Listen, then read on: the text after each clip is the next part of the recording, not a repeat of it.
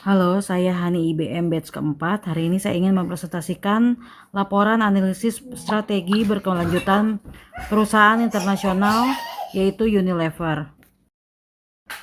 Keberlanjutan sustainable menjadi strategi penting bagi perusahaan global dalam menghadapi tantangan lingkungan dan sosial. Salah satu perusahaan yang dikenal aktif menerapkan strategi keberlanjutan adalah Unilever. Melalui program Unilever Sustainable Living Plan yang bertujuan mengintegritaskan aspek sosial, lingkungan, dan ekonomi dalam bisnisnya. ESG melalui Sustainable Directory, pendekatan ini menunjukkan bahwa perusahaan tidak hanya berfokus pada profit, tetapi juga berdampak terhadap masyarakat dan lingkungan.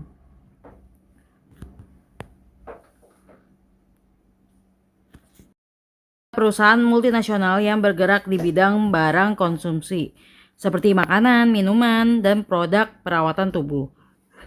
Perusahaan ini beroperasi di lebih dari 190 negara dan memiliki berbagai brand terkenal. Strategi keberlanjutannya berfokus pada 1. Mengurangi dampak lingkungan. 2. Meningkatkan kesejahteraan masyarakat. 3. Menciptakan pertumbuhan bisnis berkelanjutan. ESG yaitu yang pertama environmental, yaitu lingkungan. Unilever berupaya mengurangi emisi karbon, menggunakan bahan baku berkelanjutan, mengurangi limbah plastik, namun beberapa target mengalami penyesuaian karena tantangan implementasi dan biaya tinggi dalam praktek ESG global. Nah, selanjutnya Financial Times. Selanjutnya yaitu sosial. Program sosial Unilever meliputi pertama peningkatan kesehatan dan nutrisi masyarakat, lalu memperdayaan komunitas, ketiga penciptaan lapangan pekerjaan. Selanjutnya melalui Yayasan Unilever Indonesia, perusahaan menjalankan program kesehatan lingkungan dan kesejahteraan masyarakat. Governance yaitu tata kelola, transparansi laporan keberlanjutan, kepatuhan terhadap regulasi global, integrasi ESG dalam strategi bisnis. Ya, Unilever menjadikan keberlanjutan sebagai bagian inti dalam pengambilan keputusan bisnis, bukan sekedar tambahan saja.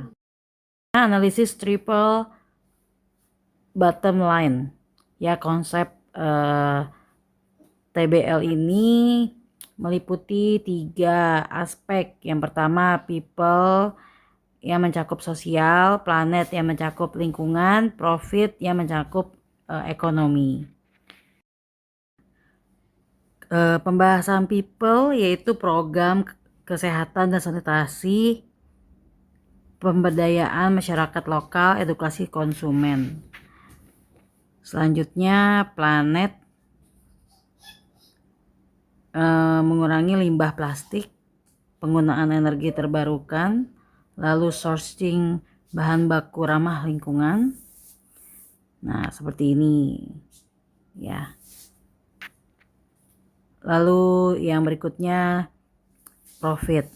Jadi Unilever memfokuskan pertumbuhan brand berbasis sustainability, efisiensi biaya operasional, lalu loyalitas konsumen meningkat, ya. Strategi ini membuktikan bahwa keberlanjutan dapat berjalan seiring dengan profit perusahaan.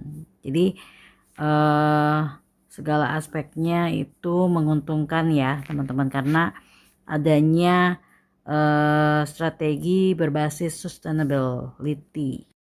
Dalam menjalankan strategi sustainability ya memiliki kelebihan dan kekurangan, yaitu kelebihannya integrasi sustainability dalam strategi bisnis inti brand semakin kuat ya dan dipercaya. Dampak sosialnya itu lebih luas ya.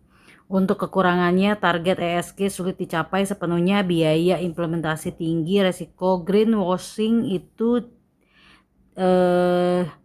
jika tidak transparan.